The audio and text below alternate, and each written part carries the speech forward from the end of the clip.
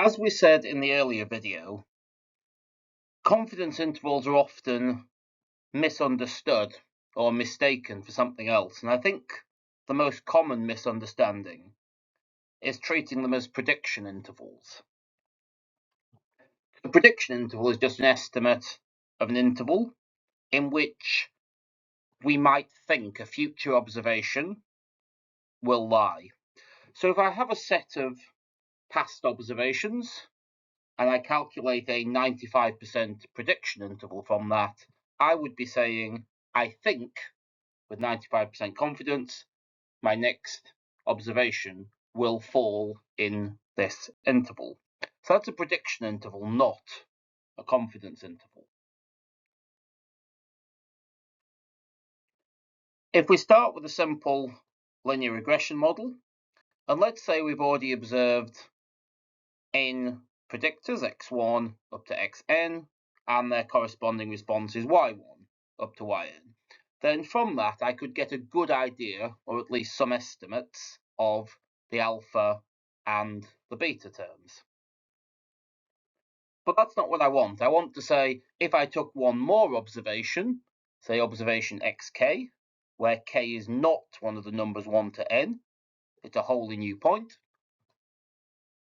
can I construct an interval? So I say I'm 95% confident that at x equals xk, my observation for y will be between this value and this other value.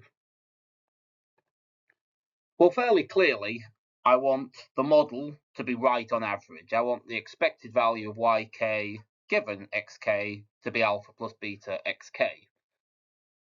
But it isn't good enough to say my prediction interval should be centered on this point. I want to know how wide the interval should be.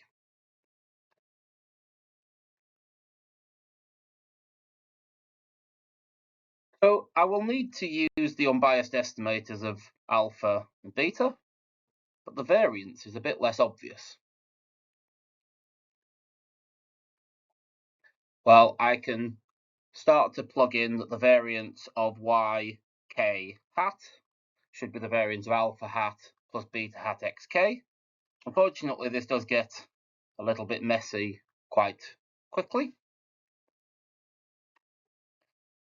So what I am left with, though, is that the variance of the future observation of yk evaluated xk is how uncertain I am about what the estimate yk hat will be.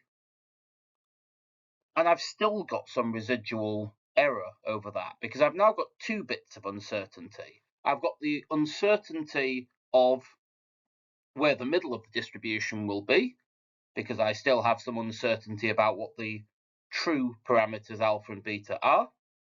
But even if I knew that, the linear regression model isn't that every point lies on my regression line. It's that the model is, I have this trend line and I have residual noise around that. So I need to include that term which says how uncertain or how much variance is there around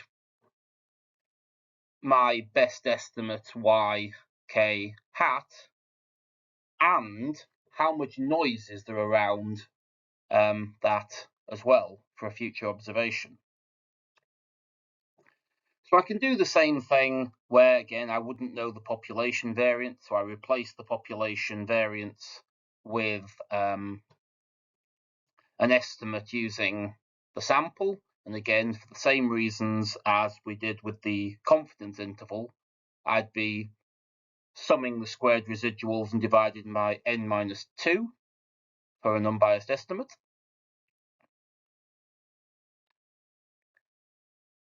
But what this does give me is that when I compare a confidence interval to a prediction interval, the prediction interval will always be wider, because the confidence interval only is uncertain about one thing. Let's say I'm trying to get a confidence interval for the mean. It captures how uncertain I am around where the mean is. The prediction interval has the variance associated with how uncertain I am around where the mean is. But also, even in situations where I'm very sure what the mean is, maybe I've got a large sample, there is still residual noise. So I've still got some uncertainty associated with any new observation still has that residual noise as well. And so we're actually always going to get a wider interval because it's got two sources of uncertainty, whereas the confidence interval only has one.